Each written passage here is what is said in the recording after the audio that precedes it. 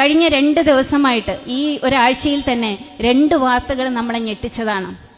ഒന്ന്, ഒരു സഹോദരിയുടെ ആത്മഹത്യയാണ്. നിങ്ങളും ഞാനും കേട്ട് ഞെട്ടിയതാണ്.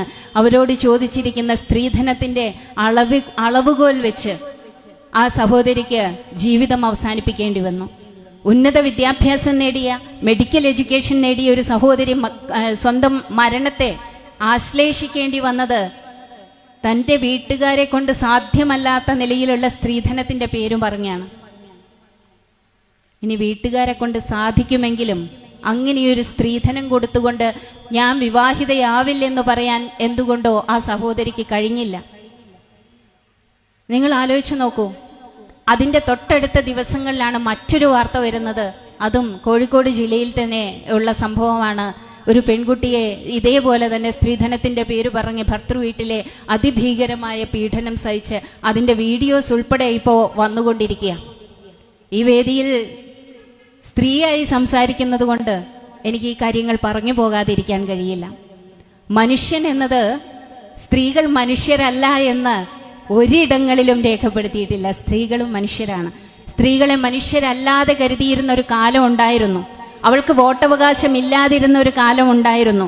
അവളെ മാറ്റി നിർത്തിയിരുന്നൊരു കാലം ഉണ്ടായിരുന്നു.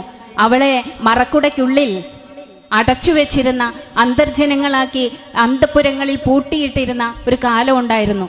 അതിനെയൊക്കെ മഹത്തായ പോരാട്ടങ്ങളിലൂടെ, ദൃഢനിശ്ചയത്തിലൂടെ, മുലക്കരം പിടിക്കാൻ വന്നവന് മുലയറുത്ത് എറിഞ്ഞുകൊടുത്ത് കൊണ്ടുപോയി തിന്ന് എന്ന് പറഞ്ഞ ധൈര്യം കാണിച്ച സ്ത്രീകളുടെ ഒരു നാടാണിത്. ആ നാട്ടിലാണ് സ്ത്രീധനത്തിന്റെ പേരിൽ ഒരൽപ്പം പോലും മനുഷ്യത്വമില്ലാതെ, ഒരൽപ്പം പോലും അവളുടെ അന്തസ്സിനെ തൊട്ടുപോലും നോക്കാതെ, അവളുടെ ആത്മാഭിമാനത്തെ വ്രണപ്പെടുത്തിക്കൊണ്ട് കൊന്നുകളഞ്ഞിരിക്കുന്നത് എന്ന് നമ്മൾ തിരിച്ചറിയേണ്ടതുണ്ട്.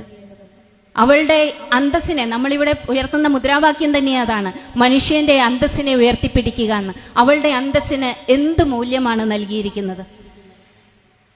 15 ഏക്കർ സ്ഥലവും 150 പവനും പറയുമ്പോൾ അവൾ എന്ന് പറയുന്ന വ്യക്തി, ആ വ്യക്തിത്വത്തെ എന്ത് ബഹുമാനമാണ് അവൾക്ക് കൊടുത്തിരിക്കുന്നത്? നിങ്ങൾ ആലോചിച്ച് നോക്കൂ. സ്ത്രീധനം എന്ന് പറയുന്നത് പൂർണ്ണമായും നിഷിദ്ധമായിരിക്കുന്ന, അത് ഒഴിവാക്കേണ്ടിയിരിക്കുന്ന ഒരു കമ്മ്യൂണിറ്റി, മുസ്ലിം കമ്മ്യൂണിറ്റിയിൽ ഖുർആനകത്ത് അടിവരയിട്ട് പറയുന്ന വാചകങ്ങളുണ്ട്. സ്ത്രീക്ക് മഹറാണ് കൊടുക്കുന്നത്. അവളോട് അങ്ങോട്ട് വാങ്ങിക്കുകയല്ല, മറിച്ച് ഇങ്ങോട്ട് കൊടുക്കുകയാണ് വേണ്ടത്.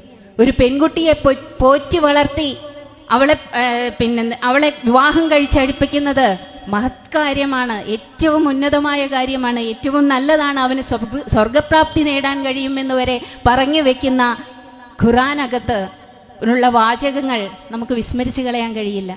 പക്ഷെ അതിനെയൊക്കെ മറന്നുകൊണ്ട് ഒരു സമൂഹം മുന്നോട്ട് പോകുമ്പോൾ ശക്തമായ ബോധവൽക്കരണം, മനുഷ്യത്വം എന്തെന്നും മനുഷ്യത്വത്തെ എങ്ങനെയാണ് സ്വന്തം ജീവിതത്തിലേക്ക് കൂടെ ഏറ്റെടുക്കാൻ കഴിയുക എന്നും നമ്മൾ പഠിപ്പിച്ചേ മതിയാവൂ, പറഞ്ഞു വെച്ചേ മതിയാവൂ. നിരന്തരമായ ബോധവൽക്കരണങ്ങൾ നമ്മുടെ ഇടയിൽ, സമൂഹത്തിനിടയിൽ നമ്മൾ നടത്തിയേ മതിയാവൂ. ബോധമുള്ളവർ അത് ഏറ്റെടുക്കുക തന്നെ ചെയ്യണം.